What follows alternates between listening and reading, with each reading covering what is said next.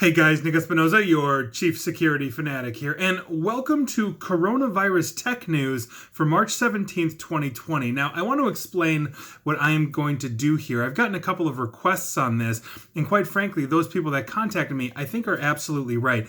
We have been hearing nothing but coronavirus news morning, noon, and night. A lot of people don't realize that a lot of U.S. primaries for the election are going on, and quite frankly, those are absolutely dwarfed by this news. I do not want to spend day to day talking about the coronavirus, and so I am making this as a secondary to, let's say, the normal daily video that I'm doing with corona news, but I am only going to do news about the coronavirus as it relates to the tech industry, how it's impacting it, new developments, new technologies, all this kind of stuff. And I think that that's a pretty important thing because as everybody is talking about the spread of this and the fear and the lack of toilet paper, at least here in the United States for some reason, I think we are missing the boat on a lot of different advancements or setbacks in the tech industry by virtue of this entire basically paradigm shift of how we interact with each other, leave the house, stay in, all that kind of stuff. And so I wanted to do this as a separate bit because obviously there's plenty of tech news out there as well and cybersecurity news that I want to get to on a daily basis as well. So this will probably be semi-regular. I'm not saying it's going to be all day. It's just as I see the technology and cybersecurity industry impacted, I want to make sure I'm reporting on it so that you guys know the changes as they come up. And with that, we are actually going to be starting with YouTube. Now, YouTube has stated that they will rely more on artificial intelligence to moderate their videos during the coronavirus pandemic, since many of their human reviewers are being sent home to limit the spread of the virus. This is happening worldwide. Now, this means that videos may be taken down from the site purely because they're flagged by AI as potentially violating one of YouTube's policies, whereas the videos might normally get routed to a human reviewer to confirm that they should be taken down. We're probably going to see an increase of people screaming censorship on YouTube as the artificial intelligence chooses to make a decision outside of human intervention or human verification. And if you're asking yourself, well, why don't they just work from home? I have an answer for you. Human moderators usually work from very specific offices that are set up for this very specific type of review process.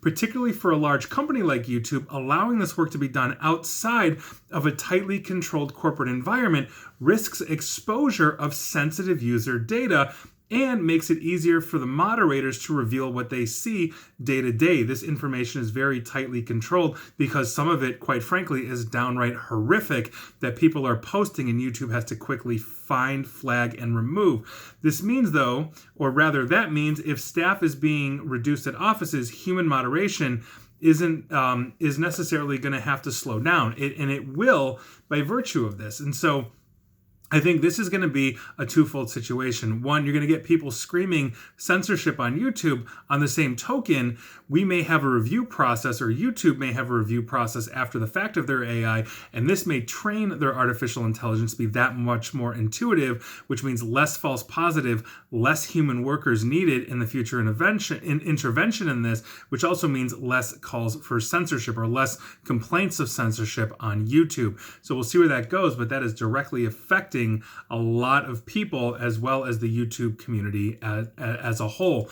Moving on, we're going to be talking about the U.S. Department of Justice, and this directly relates to the tech community. In a memo sent to all U.S. attorneys on yesterday, Attorney General William Barr prioritized prosecuting cyber criminals seeking to exploit fears about the coronavirus. Now, scammers who have been taking advantage of the coronavirus pandemic by spreading COVID-19 themed spear phishing emails have basically caught the attention of the U.S. Department of Justice.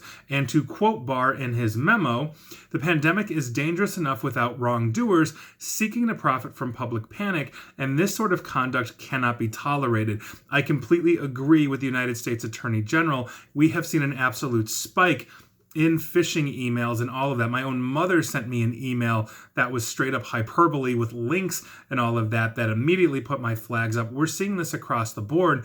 And as people are panicked, worried, or whatever, as soon as they get an email or any kind of correspondence that looks like an official World Health Organization or CDC or US government or John Hopkins email, they start to take that very seriously, and they will start clicking links, opening documents, downloading executable files that will take them to tracking maps and all that kind of stuff. That is a very serious issue, and I'm very happy in the middle of this entire mess that the U.S. Department of Justice is prioritizing these absolute jerks that would fear, or rather prey on the fear of Americans, and hopefully the rest of the world will follow in suit going after these people. Do we see an eventual shift overall in the industry of a lot of countries taking a much more harsher stance on spear phishing and spammers? I really hope so. It's a long time coming.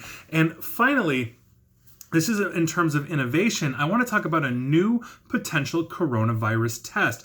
Now, this test would basically cost $1 to manufacture and take only 10 minutes to get results. Now, this is coming from the UK-based Mologic, in collaboration with Senegalese Research Foundation Institut Pasteur de Dakar. So this is coming out of Africa and the UK, interestingly enough. Now, using technology from a home pregnancy and malaria tests, the saliva and fingerprint kit could be ready for sale by June for less than $1 a piece. Now, in Africa, they will be manufactured in Senegal by Diatropics, which is a newly built diagnostics manufacturing facility run by the director of the Pasteur Institute, who has basically led training around the African continent for coronavirus testing.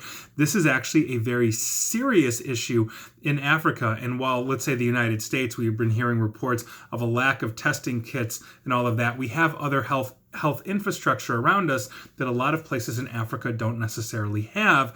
And so this is a welcome news. And we are hoping that, out of Senegal and other places that it may be manufactured, these tests could be widely available around the globe and really stem this tide and start getting us more accurate numbers on the outbreak of the coronavirus. The current COVID-19 test, which is known as a PCR test, basically detects genetic material of the pathogen in a laboratory process that can take several hours and cost over $400 US if it's done in a private facility. So a $1 manufactured test that takes 10 minutes using a fingerprint and saliva based off of home pregnancy and malaria tests is a huge development in terms of fighting this worldwide. And so I really hope Senegal and the UK are actually able to get this done. So with that, that is your tech news as it relates to the coronavirus.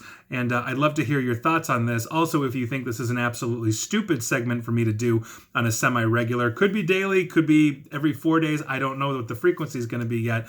Let me know. And I'm planning on doing my regular videos of the video of the day, podcast of the day as well. So I think it's an important thing we're doing. And here we are. But let me know either way. And please like, share, follow me here on Facebook and Twitter at NickAESP. And please feel free to subscribe to me at YouTube as well. And as always, stay safe and stay online. Thanks, guys.